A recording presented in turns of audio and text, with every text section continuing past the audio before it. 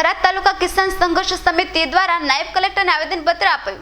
થરાદ તાલુકાના કિસાન સંઘર્ષ સમિતિ દ્વારા નાયબ કલેક્ટરને આપ્યું આવેદનપત્ર અને બનાસકાંઠાના સરહદીય વિસ્તારોમાં અર્ધ દુષ્કાળગ્રસ્ત તાલુકાની પાણીની સમસ્યાને લઈને આપ્યું આવેદનપત્ર।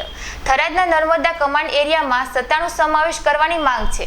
સુજલામ સુફલામ કાચીનેરને લંબાવવાની નેનાવા બોર્ડર સુધી લઈ જવાની માંગ કરી હતી। ત્યારે થરાદ વિસ્તારના વધાસણ અને રાસ સુધી નેર લંબાવવાની પાઇપલાઇનને તળાવો ભરવાની માંગ કરી હતી। હાલ કેનાલોની આંશિક લાભ ખાલી થરાદના વિસ્તારોને મળી છે, તે લંબાવવાની સમગ્ર તાલુકામાં મળે તેવી માંગ કરી રહ્યા છે।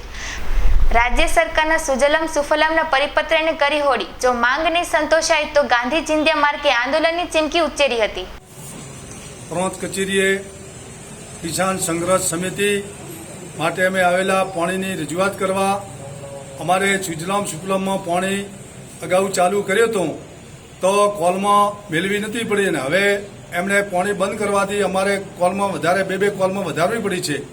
એના માટે અમે સરકારને રજૂઆત કરવા આવ્યા છે કે ભાઈ સુજલામ સુફલામમાં પાણી વાળે, અમારે ઊંચા તળાવે। આજે થરાદ તાલુકા ખેડૂત સંઘર્ષ સમિતિએ પ્રાંત સાહેબને આવેદનપત્ર આપ્યું છે।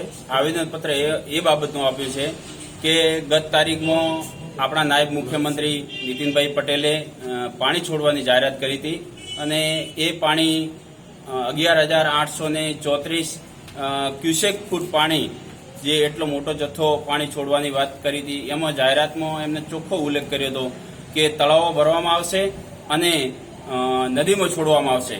પણ ચોખ્ખો એમને એવું લખ્યું કે સુજલામ સુફલામ જે સ્પ્રેડિંગ કેનાલ બનાસકાંઠામાં આવેલી છે એમાં પાણીનો જથ્થો છોડવાનો રહેશે નહીં અને એની જગ્યાએ રૂપેણ અને પુષ્પાવતી નદી ઉપર પાણી એ લોકો છોડે છે।